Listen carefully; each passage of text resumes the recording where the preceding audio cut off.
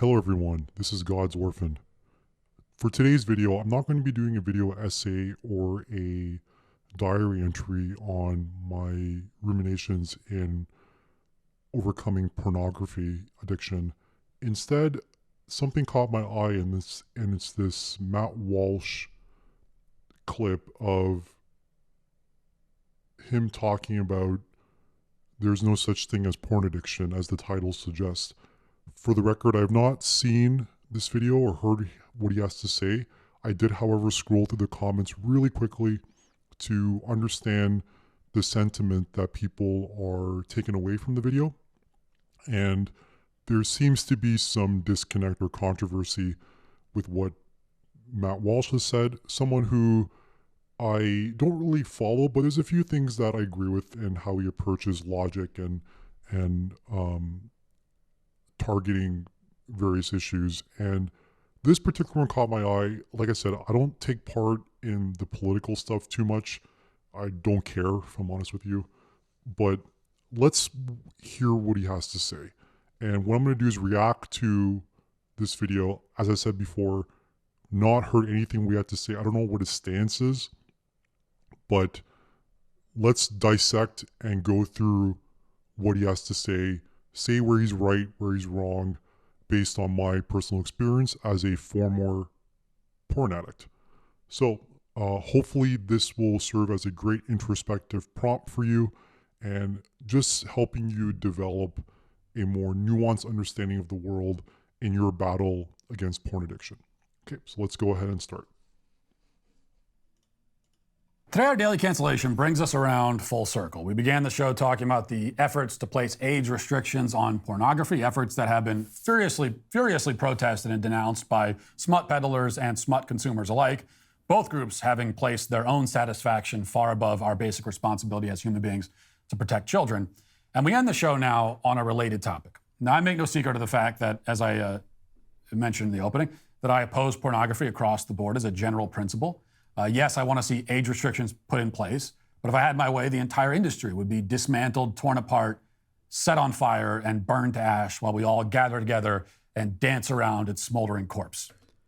Okay, so let's dissect what he said. He obviously has a pretty vehemently violent bias towards pornography, and that's totally fine.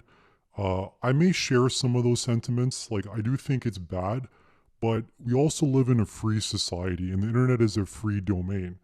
And I wouldn't want to ban pornography. Rather, it is up to us as free-thinking, sovereign individuals to not engage in it. Because I personally have no problem with women using their bodies to make money. They are free individuals. They can do whatever they want.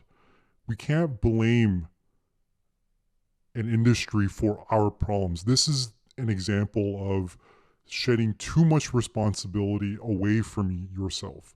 So while I'm against watching pornography, I'm not interested in reducing or removing free market capitalism to this extent. Let the market dictate things.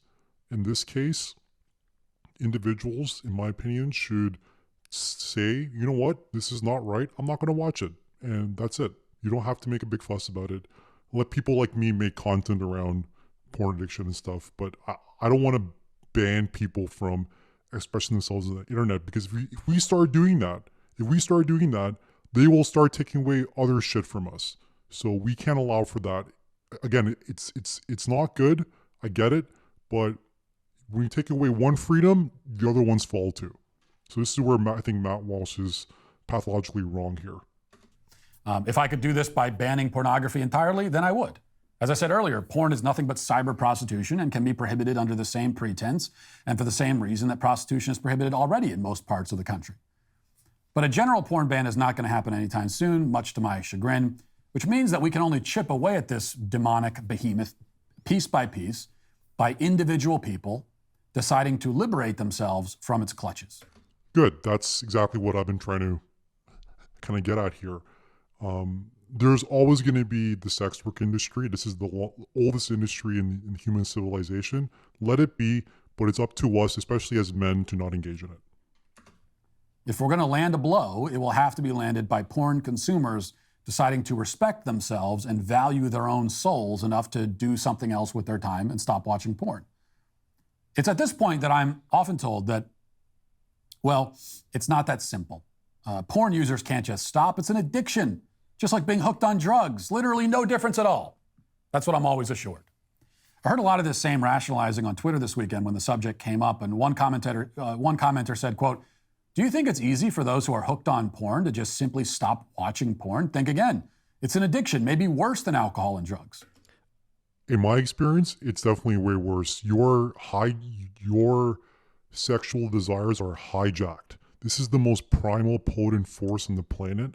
The entire bedrock of nature works on the sexual energy, allowing it to reproduce and proliferate.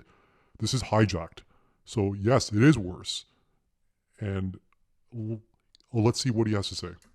Another agreed and said, "Matt, I think you're amazing, but you must not have experience with a loved one's addiction.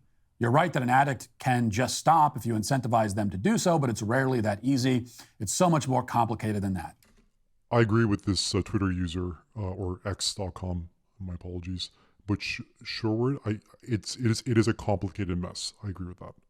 Another chimed in, quote, "The dopamine release from porn is worse than most drugs. You can't just stop. There are ramifications." Many more where those came from. You get the idea. These are the kinds of things you'll hear anytime this topic is discussed. So is it true that porn is an addiction? Is porn addiction a real disorder? Now, typically critics of the porn industry will say that porn addiction is real because addiction has a negative connotation, and they recognize that porn is a negative thing, so they want to talk about porn addiction. Defenders of the porn industry will deny that porn addiction is real because addiction has a negative connotation. They refuse to recognize that porn is a negative thing.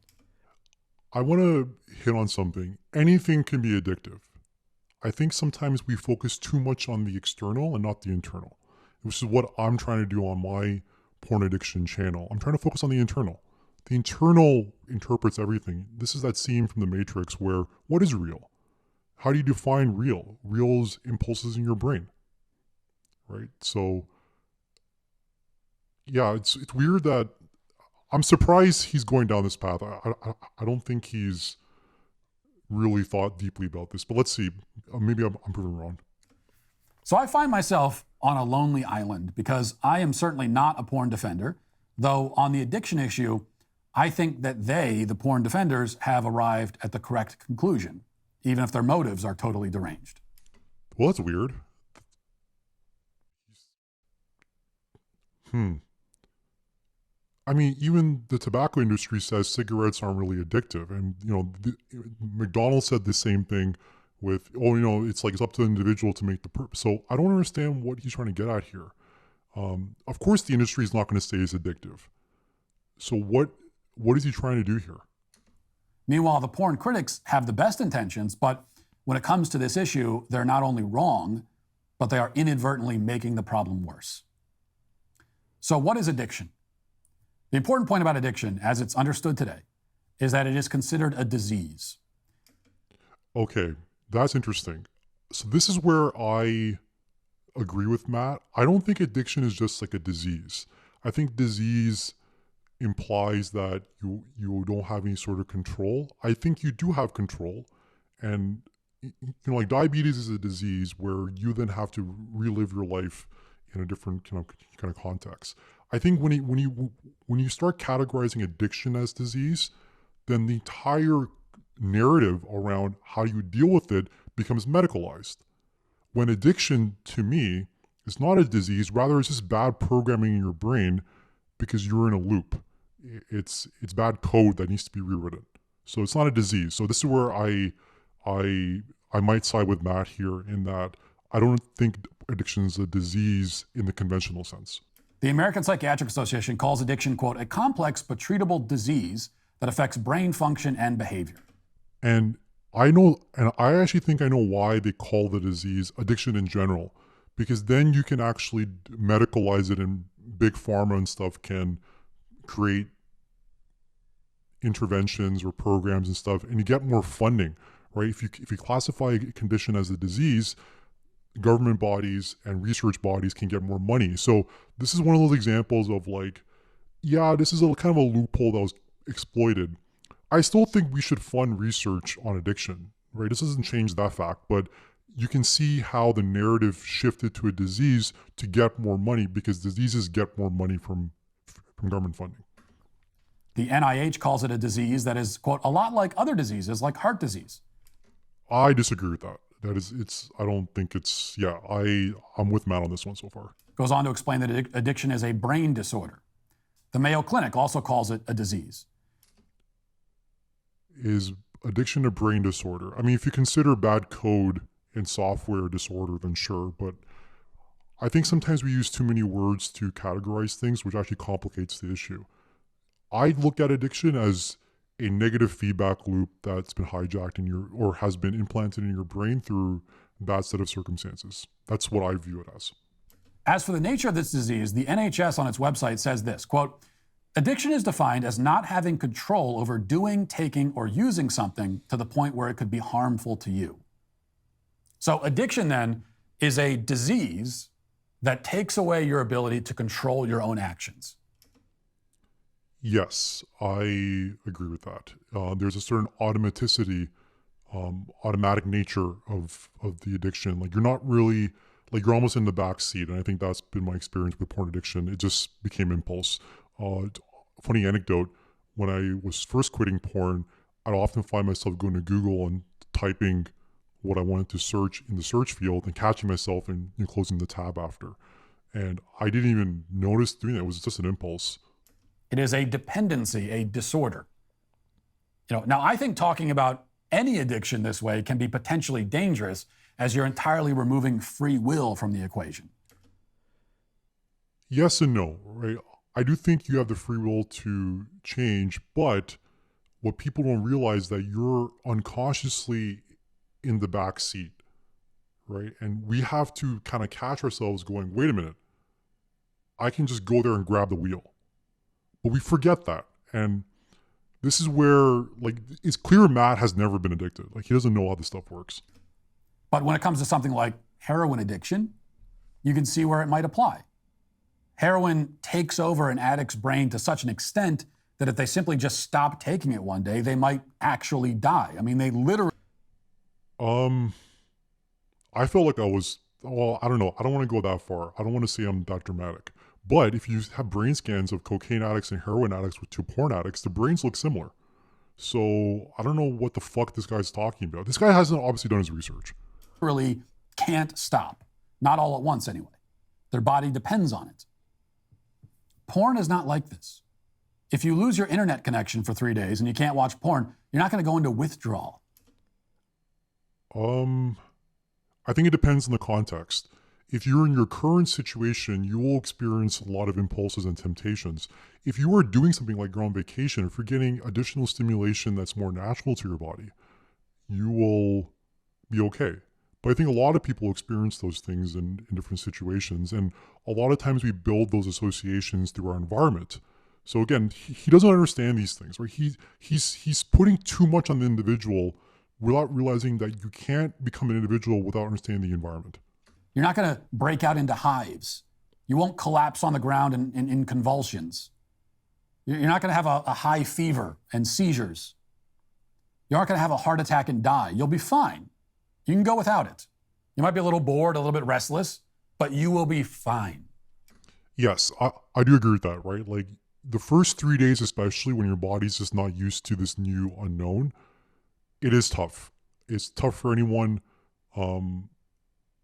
Yeah, you will be restless. I totally agree with that.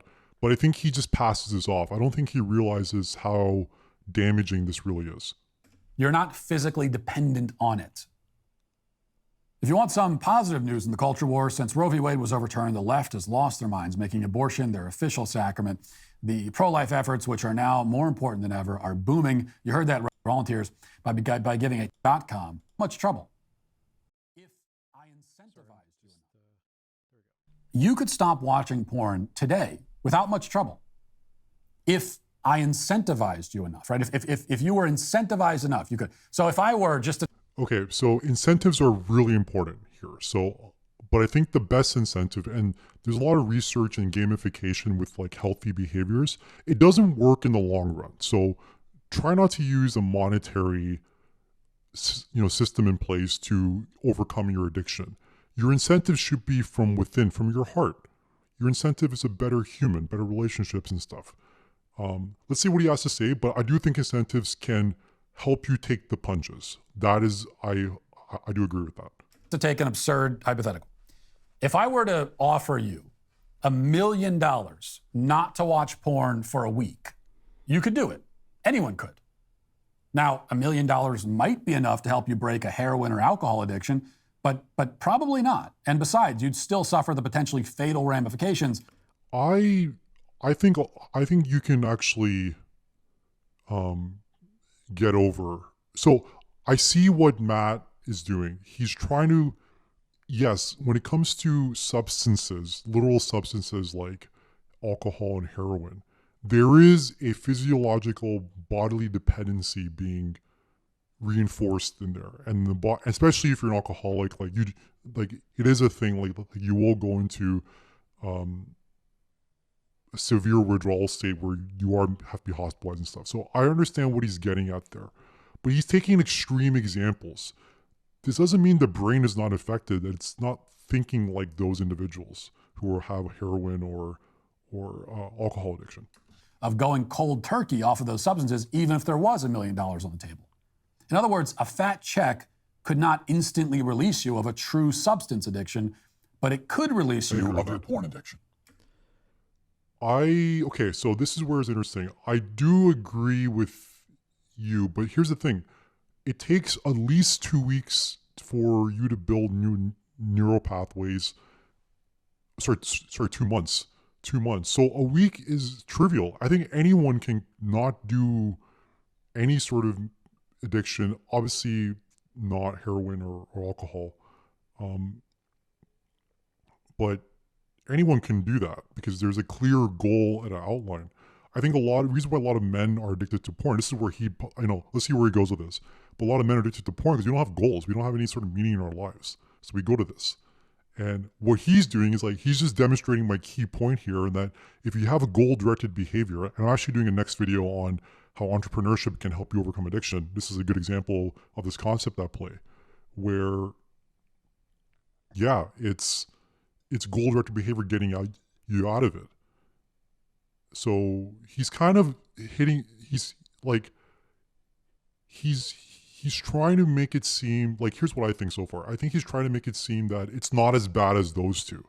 And I think that's an okay, fair assessment, but he's also referring to the extreme cases, right? So he's clearly biased in his approach, and he's not pragmatic about this sort of topic. And again, he's not an addict. He doesn't really understand this. In that, you would with $1 million on the table, you would stop watching porn easily without any struggle. I don't know. I would probably struggle, Matt. I think you're being a fucking idiot. I don't think you realize how hard and damaging it is. It's not just watching porn. It affects every aspect of your fucking life. I couldn't even look women in the eye. I had to learn that. He just thinks it's just watching porn. This is the problem with Matt. He just thinks it's just watching porn. No, it's a whole system that's hijacked. And this is where, I'm getting a little pissed here. But he obviously doesn't know what the fuck he's talking about. Because the incentives are that high. What that means is that these addictions are not the same, because one is an no shit, Sherlock. addiction and one is not. No, they're different kinds of addictions. Obviously, this one's more internal, and that's totally fair, and I get that. It's not substance dependent. But you know what's hard? When you start doing that on weed and stuff, when you associate with other things, it's hard, right? It just gets tangled up that way. The other is a choice. It's an impulse. It's a temptation. You might very much enjoy watching porn. It might give you a dopamine hit. Everything you enjoy gives you a dopamine hit. That doesn't make it an addiction, though. I'm definitely getting a dopamine hit from reacting to Matt Walsh, that's for sure. Unless, of course, we've decided that literally everything is an addiction, which means that nothing is an addiction. Yeah, that's fair. Like I said, my definition of addiction is basically a negative feedback loop that's been hijacked. You can be addicted to anything, right? There's people who are addicted to running and they've almost killed themselves, right? This is this is the problem with these sort of individuals like Matt and just anyone across the political spectrum. They always focus on these fucking definitions. Let's just focus on the fundamentals. Bad brain programming, it's not going your favor, fix it. Keep it simple. See, that's the thing here. It's possible to define the term addiction broadly enough that you can include pornography. Somebody sent me an article from a site called Medical News Today that defines porn addiction this way, quote, porn addiction refers to an emotional dependence on pornography that interferes with daily life relationships and the ability to function. So sure, if that's how we define the term, then porn addiction is a real phenomenon. Yeah, that's exactly what I'm trying to get at. So what's your... Okay, let's see what he says here. But then, an emotional dependence that interferes with daily life describes literally anything that Yeah, I agree. Anything could be addiction. you enjoy doing too much.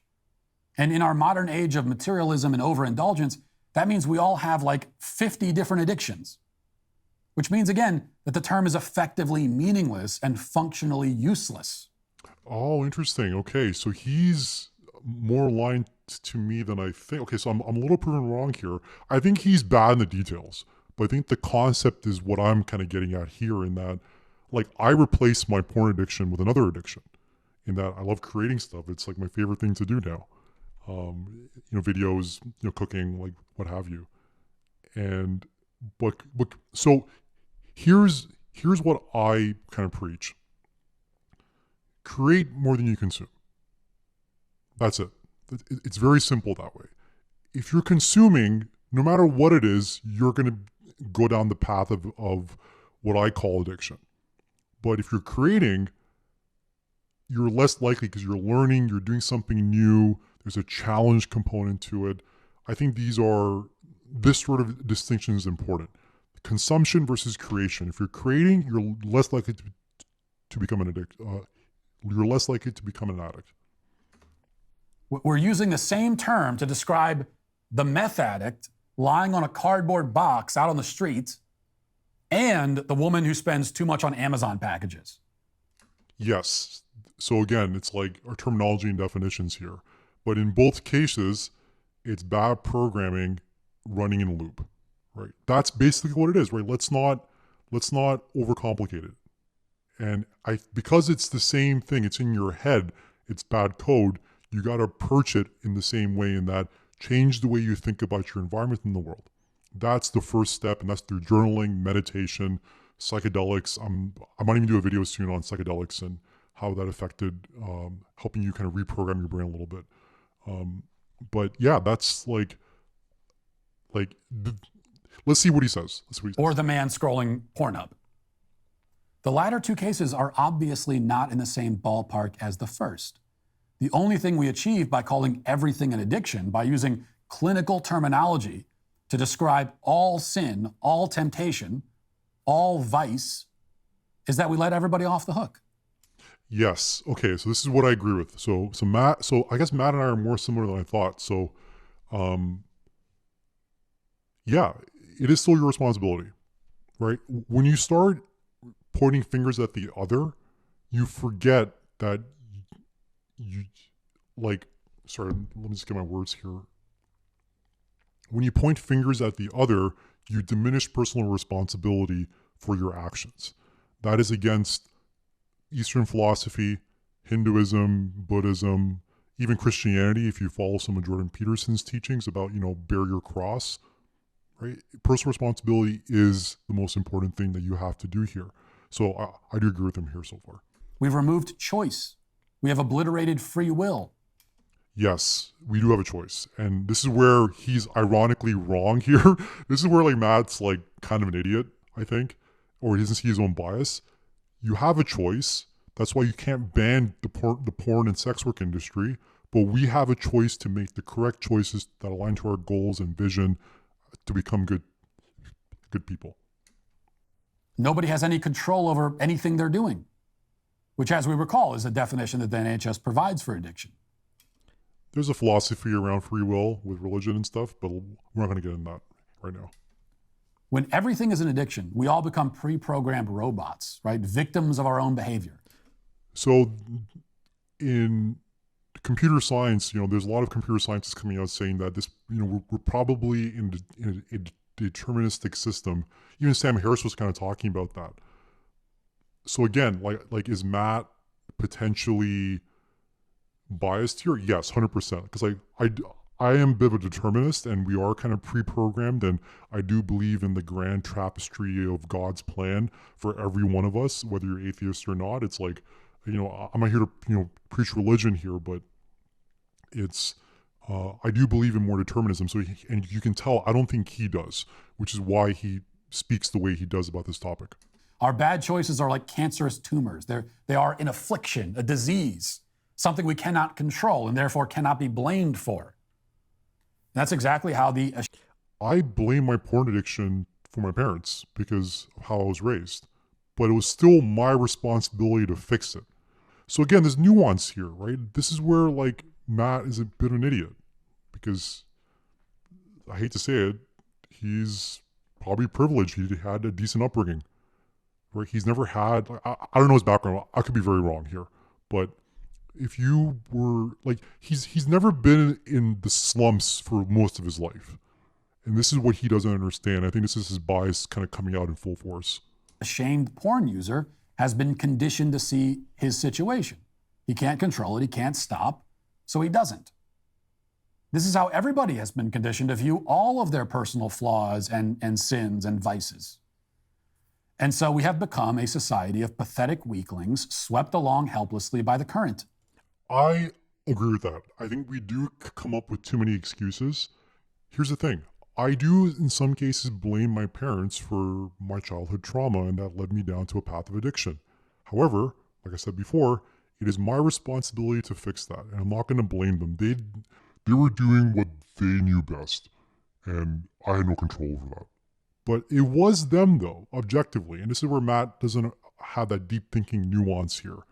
I think he should stick to the culture wars for like the gender stuff than worry about this. He obviously has no idea what he's talking about in terms of some of this, like the deeper narrative nuance of someone's story. Doing things, making choices, while telling ourselves that we have no control over the things that we are willfully doing right now. This is why we need to bring back a concept called simple but not easy. Remember what that one commenter said? Yeah, I like that. Simple but not easy. Yeah. Because I do think getting over addiction is simple, but it's not easy. It's like making dough. Some of the best dough in the world only has like 3 or 4 ingredients and it's hand kneaded, but it takes time to learn the technique and stuff. It's simple, but not easy. He said, do you think it's easy for those who are hooked to porn to just simply stop watching porn? The answer is no, and also yes. Okay, interesting. So this is weird. I hate his details, but he's right in the overarching concepts. So far, I don't know. I just don't like his like attitude towards some of these details, but I kind of understand where he's coming from.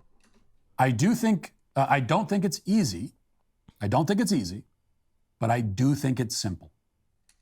Okay, that's a good way to look at it. So thank you, Matt. I think that's a good thing to say. I don't think it's easy, but I do think it's simple. I think that is the correct philosophy on how I overcame porn addiction. Hard things are not always complicated. Oftentimes they're very simple and straightforward. Running 10 miles is extremely simple. It's a very simple thing to do. It's also very hard. And when it comes to pornography, the task is as simple as it can get. Just stop watching it. It's not making your life better. It's harming you psychologically. See, here's the thing. Here's what he doesn't understand. Oftentimes there are triggers. So it's not just you stop watching it, is that what is the trigger and can you reduce that trigger? My trigger is frustration over my situation because I trained my brain to be frustrated and then masturbate. So the real problem is, how do I not become frustrated? This is where I'm trying to help people with deeper introspection and making the journey a little simpler, because if you know your triggers, you can then circumvent them or mitigate them. He's just going, watch porn. Well, he obviously has no idea how addiction works. It's not just an impulse. There's usually a trigger that occurs. It could be boredom, right? He's right about that trigger. But for a lot of us, it's emotionally triggering trauma from memories and how we trained ourselves. Like when I ever felt depressed, I masturbated. So when I became frustrated or anxious, to make me feel the opposite, I masturbated. I trained myself that way. So this is an important point here. It's not just about stop watching it. It's about understanding triggers to then stop watching it. Logically, spiritually, emotionally. You're sitting there and watching someone else have sex on camera. Someone who's almost certainly on drugs, was probably abused as a child, may very well have been trafficked, could actually be a child. This is a desperate, self-loathing person whose dehumanization and objectification and despair you are consuming. Now, you don't feel good about that, and you shouldn't. If you could go back and reclaim all of the many hours you've wasted on porn. Many hours. And this is where I still feel some like guilt and sadness. I lost so much time. This is where like people like Matt don't understand. Like one of the hardest things to get over, it's not even not masturbating or not watching porn. Or, it's not even that. It's like getting over the regret that you wasted time. It's not trivial. And once you become lucid and aware, you feel really, it's actually worse than the addiction. And that's the part that he doesn't understand. And retroactively dedicate it to something productive and beautiful instead, you would. Yeah, there you go. So create, not consume. You would like to stop watching it. You'd like to be free of it because porn is dirty and disgusting and unmanly and undignified and embarrassing and shameful. And you realize. Yeah, I mean, people can do whatever they want. He's very judgmental, right? And I agree with a lot of the words he said. Like, I'm not going to say it, but I know some people that watch it and they're happy, productive people. It's not that simple. And human behavior is quite complex and interesting. And I think we need diversity for different reasons. But, yeah, I try not to be overly judgmental. The only people I really, really hate are like pedophiles, but some people are totally fine with that, and I think it's okay. I think it's okay, and they're aware of it. But that doesn't mean I like denigrate them, right? They're still humans. They're on their journey. We have to support them when they ask for help. And I think making someone feel shameful when they ask for help is one of the worst things you can do. All that intuitively. You want to be done with it, which brings us to the good news. You can be done with it. You can stop watching it. You can decide not to watch it and then not watch it, and that's it. You don't need any drug. Yeah. It depends how bad your feedback loop is. But yeah, it is that simple. Like it is, I do agree. I went and decided not to watch it, and I went as long as like 3 months, which was pretty incredible. But I did another video on how that actually helped like cause my job loss because of how unfocused I am. Because a lot of us want validation from the world. And this is where he doesn't understand. Like when you don't have porn, your body's going like, how do I know I'm doing something correctly? Because that's what it's new. That's what it knows.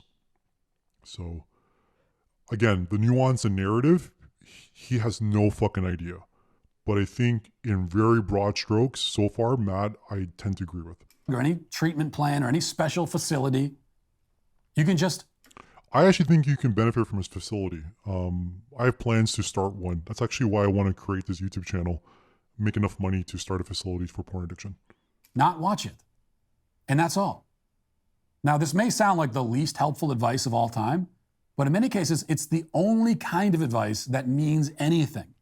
I agree. Yeah, it is. As I said, it is simple but not easy, and I think this is at least a good reminder of that lesson. If you want to do something positive with your life, the best advice, really only advice anyone can give you, is to simply go and do that thing. I agree. That is just go do it. Live the Nike philosophy, right? Pick a goal and go for it. Absolutely. That's really helped me. Really, really helped me. You could sit around saying, I really wish I would do this. Then just do it. That's it. That's the only thing the world can tell you.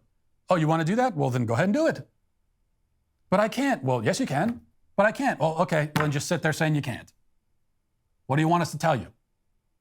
And if you want to stop doing something negative, again, the best advice and only advice anyone can give you is to simply stop doing that thing. I'm doing this, but I don't want to do it. Well, then don't. Okay, so this is where I've been thinking about this a lot.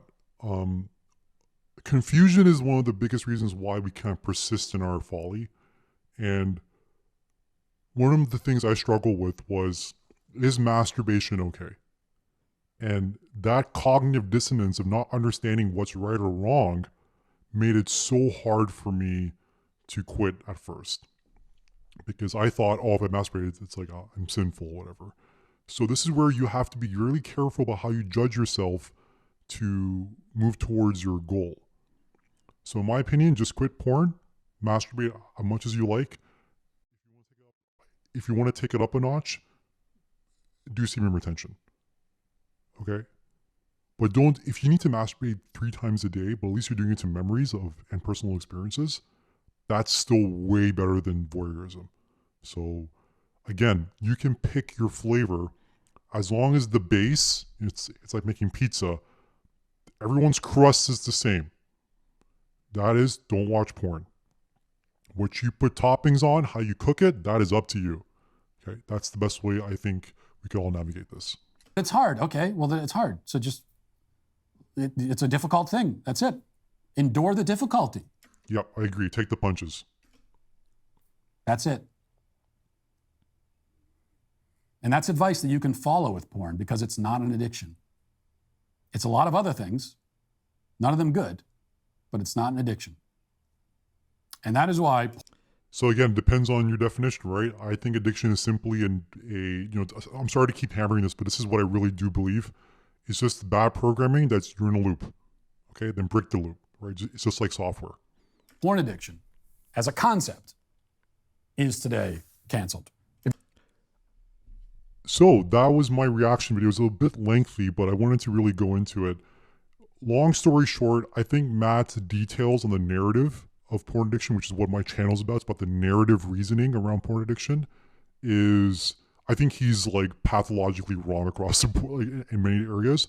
But the key concepts that I highlighted that as he went through are correct from my perspective on things. He just doesn't know the details because he's an idiot, right? And he's not willing to recognize I'm just being an idiot here because I'm making assumptions. And it's kind of sucks. Like, I don't know who he's speaking to about this. Like, I don't know what his audience is, but like, I don't think he has the right idea in the details. And this is why you don't listen to him for these sort of things. Like I said, I actually like a lot of his takes on a lot of different topics, but in this particular one, Matt, I'm God's orphan and I know way more than you on this topic than you ever will. And you should be ashamed of yourself to make so many broad stroke detailed assumptions about the experience. But I do agree with you. It's simple, but not easy. That is my reaction video to Matt Walsh's little soliloquy on porn addiction. Hope you enjoyed it. Hope you learned a lot. I hope thank you for spending the time with me to do that. It was a fairly lengthy video, but yeah, I think there's a lot that we can take away from this. And this is why porn addiction is a solo journey. I'm happy to help. Like, if you want to watch my content, please do. But remember, like, don't overconsume the content because you can get confused. And if you listen to Matt Walsh or God's Orphan, personally, pick God's Orphan. I've been through this. I'm helping you by developing content. I would not listen to this guy. But like I said, he does get the overarching theme about personal freedom and choice, right? And that it is a choice and you have to take the punches and move forward on it.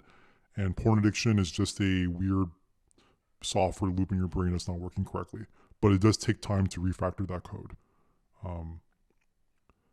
I do some software development here and there, so that's my that's my little clue on who I am. But thank you again, everyone. Godspeed, and hope everyone has a lovely weekend.